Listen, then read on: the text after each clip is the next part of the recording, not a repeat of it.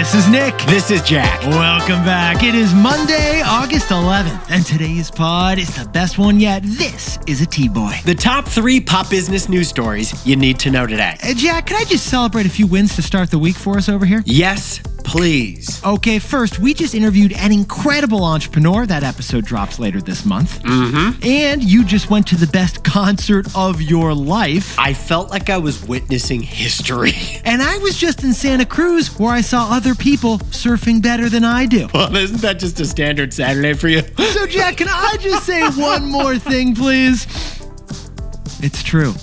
Nothing beats a Jet 2 holiday. Well, we got 3 fantastic stories for today's show. Jack, what do we got on the T-Boy? For our first story, Nobu is a Michelin-starred restaurant with 56 locations and 42 hotels. But wildest of all, this billion-dollar restaurant Nobu is now opening a Pilates studio? For our second story, how the economy is doing is split between 2 types of consumers. Those who own stocks and those who own Crocs. Yeah, those Crocs. And our third and final story is ChatGPT 5. The Cinco. ChatGPT 5 launched last week, and it's being hailed as the biggest development in AI history. For techies, it codes better. But for normies, it therapizes. But Yetis, before we hit that wonderful mix of stories. Perfect mix of stories to kick off the week, Jack. Love the mix. The hottest party this weekend. Nick, tell us what it was. Labubu raves. No joke. The viral new Chinese doll, everyone's talking about it, made it into the club. We have told you, besties, about the Labubu doll, the Gen Z beanie baby with $1 billion in sales. It looks like a Furby and a Teletubby had a baby together that was raised by trolls. Jack, if this thing talked, it would kind of sound like Jack in the Box from Elf. You know what I'm talking about here? Yeah, the one that goes... Now, Yaddies, we've covered Labubu doll's business twice on this podcast. But the Labubu virus is spreading so fast through our culture, there are new variants. Like late night Labubu dance fests. Get this, Yetis. According to Gothamist, parties are popping up across New York City with Labubu as the focus. Over at the Monarch Club in Brooklyn, Labubu raves are going till 4 a.m. And the climax of the party is a mystery box unveiling at the center of the dance floor. Yeah, it's Saturday night. 800 adults attended a late night Labubu fest for a mass unboxing ritual. They drank, they danced, and they traded $28 Chinese dolls. And the DJ plays K-pop, the partiers clip Labubus on their pants. Hey, Diplo, more Labubu! Mas Labubu, s'il vous plaît! Now, Beanie Babies had an epic fever in the late 1990s. But Jack, those Beanie Babies didn't make the beat drop, did they, man? No, they didn't. So Yetis, no judgment, but if you sweated it up at a Labubu rave until sunrise this weekend... Well, no judgments, no judgments. We're calling it the next Labubu launch, a dating app. Is there going to be a mystery box in this dating app? I think every dating app's kind of a mystery box, Jack. Let's hit our 3 stories. 15 years before this song, 2 boys from the Northeast met in the dorm. They had an idea that caused a cultural storm. It's the best one yet, but the best is the norm. Jack, Nick, that's it. I don't even think they need to practice. 50%, that's a fat tip. T-Boy City on your at list. If you know, you know, cause we ready to go. We can't wait no more, so just start the show. Start the show. For our first story, Nobu, the fancy Japanese fusion restaurant, now also owns 42 hotels. And they just launched a Pilates studio? We'll tell you how Nobu managed to scale the 2 hardest things in hospitality: food and fancy. Yetis, let's travel back to when I was in high school. My parents went out for a date, and they came back with some leftovers in a tray with rock shrimp. Had you ever had rock shrimp, Jack? So I went to Nobu once. Baird's dad brought me there. Oh, yeah, that's a good parent trip, Jack. Yeah, and I did not order a single thing. I let him manage it all because I had no clue. That's a familial write-off right there. Yetis, that was back in 2003. It was the Nobu in Tribeca. Nobu is a very cool Japanese and Peruvian fusion restaurant. It's a Tokyo chef who studied in Lima. And their sushi has got so much swagger, it needs its own talent agent. Hey, UTA! Now, Nobu began in Los Angeles in 1989. Robert De Niro dined there and was such a fan of the miso black cod, He asked for a New York location. But Nobu Matsuhisa, the chef, patiently refused. Until 1994 when he got offered a lot of money. He opened up a restaurant with De Niro's dinero. And that became the modern blueprint for the premium restaurant venture, the 3 C's, Jack. You need a chef, you need a celebrity backer, and you need a cash money investor. Well, now Nobu's a Michelin-awarded restaurant brand worth $1.3 billion with a B dollars. It's serving up some unicorn teriyaki. Jack, the last time I walked by the Tribeca location before it closed, Russell Crowe walked out and fell on top of me. So you're telling me that the gladiator tackled you on the streets of New York City? I haven't showered since, Jack. But bestie, still, this headline 31 years later is what we find fascinating. Nobu just launched a Pilates retreat in Ibiza. A record scratch, excuse me? Why is Nobu hosting retreats focused on Pilates on the biggest club and island in the ocean? It's not just a retreat, Nick. Nobu already has a Pilates studio at their London hotel. Pause the pod again. Did you just say Nobu had a hotel? Yeah, plot twist. Nobu has 56 restaurants, but also 42 hotels with plans to open 40 more. From Tulum to Orlando with a little bit in Saudi Arabia in between. Nobu's also got condos and fitness centers and a Nobu yacht. That's right. You could take a cruise with their yellowtail jalapeno poppers on the poop deck. Nobu is a global luxury brand with restaurants, hotels, fitness centers, condos, and yachts. But Jack, let's add it all up for a sec and talk about the numbers. Those 56 restaurants each make, on average, $10 million in revenue per year. It's like $500 million total in revenue on F&B, food and beverage. Now, we should point out Nobu doesn't own most of the restaurants. They license them like McDonald's does. But here's a wild detail. The Nobu CEO says that each seat in their restaurants makes as much money as each room in their hotels. Because each hotel room only serves one customer a day. But each restaurant chair changes over with 6 new customers each day. So what we're saying is that Nobu has scaled luxury like Louis Vuitton, but in an industry with margins thinner than a French fry. Because the profits on a luxury handbag is like 90%. But Jack, the profit on a scallop flown in from Hokkaido overnight? Much slimmer. Yeah, way less. So Jack, what's the takeaway for our... Oh, by the way, before our Chicago show, before your flight arrived, I did the omakase at Nobu. Really? Well, you said it was a write-off. Wait, I haven't done our quarterly accounting yet. Okay, so Jack, what's the takeaway for our buddies over at Nobu? Be really good at not being bad. Yeti's Chef Nobu spoke to the Wall Street Journal and said the reason he's successful is that celebrities trust my food. They return to Nobu not just for the taste. They return for the very high quality floor. Basically, it's the same reason that McDonald's is so big. You know what you're getting. It's the consistency. The same Big Macs are served at the same quality in Dallas to Detroit. And the same Nobu Toro tuna tartare is served in the same quality in Melbourne or in Malibu. It's a reminder about an important consumer psychology. We fear downside more than we desire upside. We fear loss more than we crave a win. We're more worried about not losing something than we are about gaining something. Well, McDonald's does it for a mass audience, and Nobu does it for celebrities. They deliver consistency. It's not about being good. It's about being really good at never being bad.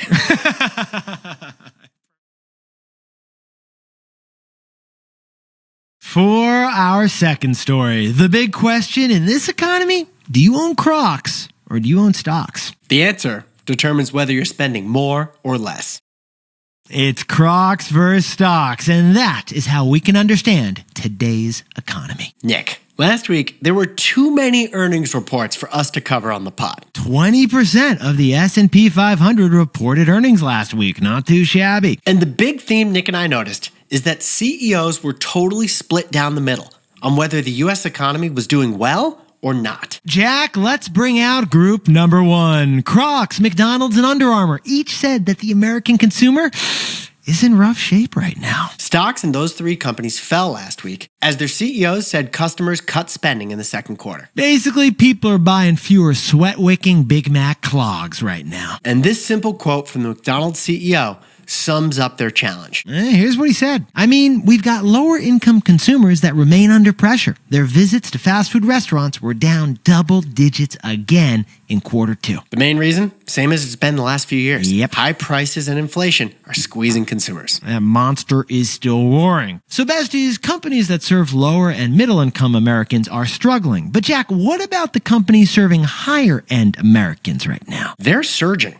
It's a Dickensian tale of two economies, Nick. Because get this, Yetis. Comments from Disney, Uber, and Shopify were the opposite of Crocs, McDonald's, and Under Armour. Let's kick it off with Disney. They said, I know there's a lot of concern about the consumer in the United States right now, but we don't see it. Jack, how about Uber? Their CEO said, we're not seeing any signal of consumer weakness. And Shopify said that tariff impacts have not materialized into lower e-commerce activity. So besties, when Jack and I whip out the whiteboard and look at the earnings from last week, here is the theme that we are really seeing. People who get on an airplane to take a vacation to Disney World, people who take Ubers to work, and people who buy cute tops online are all feeling good right now. But people who are tossing on some Under Armour and eating Big Macs and strutting around in Crocs, they are not feeling as good right now. It's a Dickensian tale of two economies. That also comes down to one wild hero stat. So Jack, what's the takeaway for our buddies who are everyone in this economy? If you own stocks, you're feeling rich. But what about the other half of Americans? Yetis, the U.S. economy overall is growing despite tariffs thanks to the stock market. Stocks are at all-time highs, mainly because of AI hype driving big tech valuations into the trillions. Now, Jack and I have told you that the stock market is not the economy, but how the stock market is doing affects the economy. Because if your stocks are up, you feel richer. And if you feel richer, you're going to spend more. Yeah, get this. The top 20% of income earners are responsible for half the spending in this country. That's a wild stat that I want to repeat. The top 20% income earners in America are responsible for half of all consumer spending. But Jack, I got another stat for you. Only half of Americans own stocks. So these all-time high market records aren't getting them to open up their wallets. Add it all up, and companies catering to the bottom half of earners in America are struggling. But companies catering to the upper half are surging. Or the way we see it, it's stocks versus Crocs. Because if you own the market, you're feeling rich. But if you don't, you're feeling squeezed. Hey Yetis, if you're a bestie, take a sec and hit that subscribe button. And like this video while you're at it. If you leave a comment, by the way, we'll read it. For our third and final story, last week, Sam Altman launched ChatGPT-5, the Cinco, and he says it'll be like a PhD student in your pocket. I really hope the Cinco catches on. OpenAI marketing team, you're welcome. But the big question, do you want AI to be your colleague, giving you yes-no answers, or do you want it to be your therapist? But first, Jack, I guess we should begin with a little bit of congratulations for our buddies over at OpenAI, right, man? OpenAI employees are able to sell their stock in the company right now at a $500 billion valuation. Our buddy Peter, I'm seeing him this weekend, Jack. He's buying me the drink. I already called it. Now, if it does sell at $500 billion, that would make OpenAI the most valuable startup in business history. More than SpaceX, more than ByteDance, more than a couple TikToks. And if you compare OpenAI to publicly traded companies, it's the 20th most valuable company on earth right now. It's as big as Netflix, and the product isn't even 3 years old yet. The product, by the way, ChatGPT, which has 700 million weekly users. And that number is 2 Netflixes, Jack. OpenAI is setting financial and tech records like Shohei Ohtani. He can pitch and he can bat. And here's the news. ChatGPT-5 launched on Thursday, and it's free for all to use. Sam Altman unwrapped it in front of us last week like a Christmas present. If you're a free user, you can ask it up to 10 questions every 5 hours. If you want more than that, you got to start paying. Now, we'll explain everything you need to know, but first, this is not AGI. ChatGPT-5 is not super intelligence. No, us humans still have a leg up on this thing.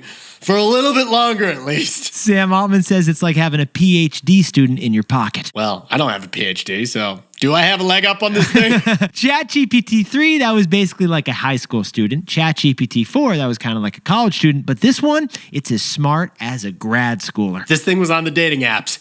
everyone would be swiping right. Not a big partier. Not a big partier, though. Now, at first, when Nick and I were reading about ChatGPT 5, we're like, okay, this is the iPhone 16. It's a little bit better in every metric than the previous version. That was from our research, but OpenAI says this is actually a bigger leap than that. They basically say it's like going from a Game Boy to an N64. Which is a pretty big technological leap. And we can kind of see that. Like the answers now arrive twice as fast than ChatGPT 4 with 45% fewer factual errors. So it's smarter, it's faster, it's less wrong, and less annoying, but it still has hallucinations. Jack, could you please explain that less annoying, though? Basically, it won't suck up to you as much. It'll be less sycophantic. Yeah. And it's going to use fewer emoji. Yeah, it did use a lot of emoji. Actually, you can now make your ChatGPT bot more cynical or more nerdy. You can kind of like, You can choose your tone. Yeah, no, still no sassy option, but yeah. Grok is the sassy option, I think. Now, the biggest improvement here is if you're a coder. Because developers with the paid version of ChatGPT now have the highest level of vibe coding. Vibe coding. Basically, you can create an entire computer program from scratch. Just describe to ChatGPT the app you want,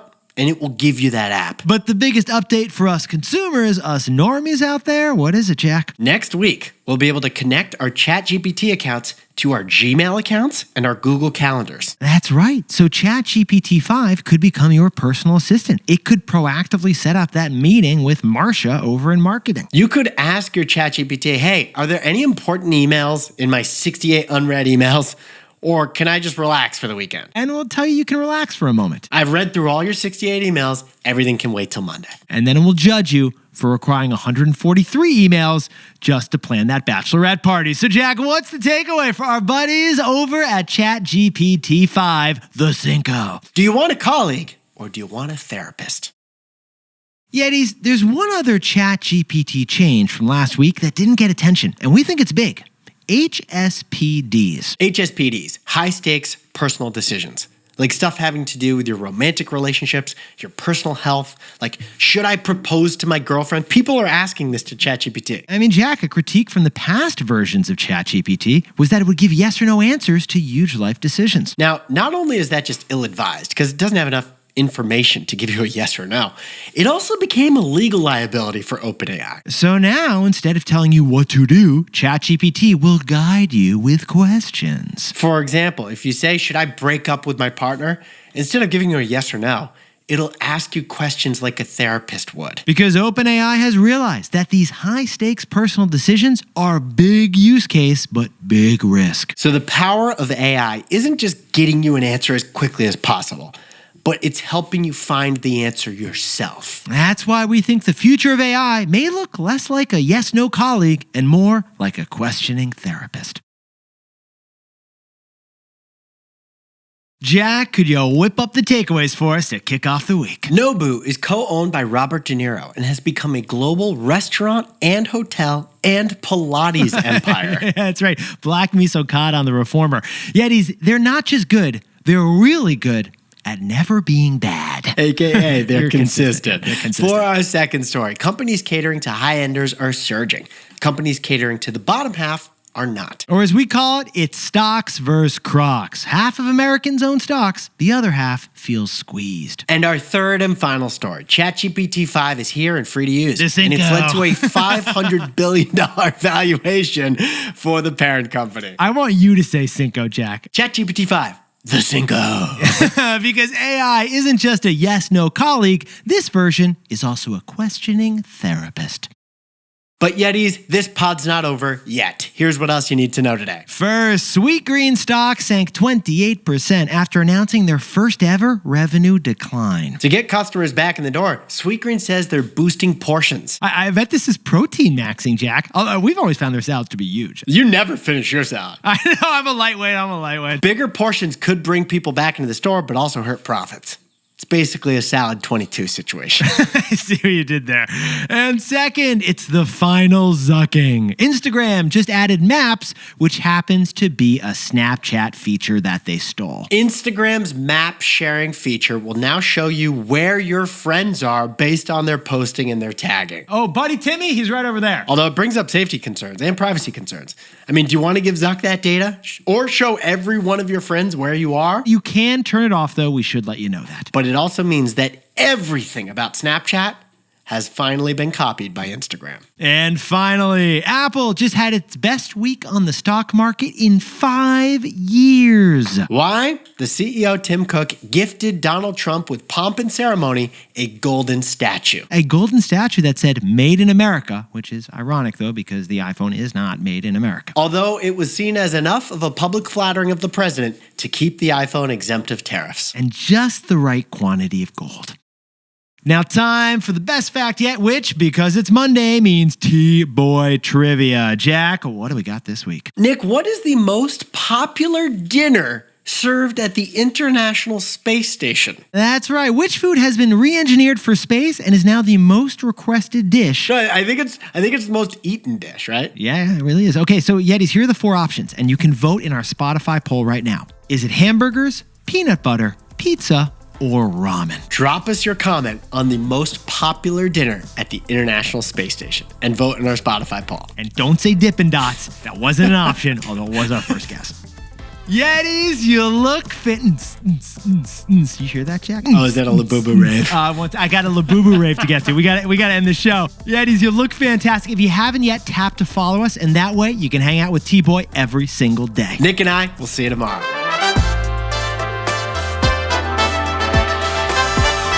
And before we go, a happy birthday to legendary Yeti Anthony Lewis down in Bethlehem, Georgia, who's also a fantastic husband. Happy 30th birthday to Diana Yu in Beijing, China. And Jonathan Davis turning 37 years old in Egg Harbor Township, New Jersey. And happy birthday to Sam Mott from Virginia, the best euchre player on the East Coast. And a happy birthday to Yo-Yo Chuang, celebrating all the way over in Taipei, Taiwan. Happy birthday to Rich Jaffe in Powley, Pennsylvania. T-Boy gives him and his daughter a reason to connect daily. We're honored by that. And a congratulations to Yeti Antonio Nicod and the NG Cash team in Brazil, who just raised $27 million from Andreessen, Endeavor, and a whole bunch of VCs. And happy 13 years together to Sammy and Jaime Arteaga in Everett, Washington, just outside Seattle. And Joe and Emily Driano in Bellingham, Washington, are first-time parents to a real-time human. Congratulations. And happy 5-year anniversary to Ram and Prasanthi in Dallas, Texas. And Stephen and Michelle Scheck are buying a home in Colorado. Congratulations, guys. Congratulations to Chloe Boroff in Greenville, South Carolina for finishing that physical therapy class.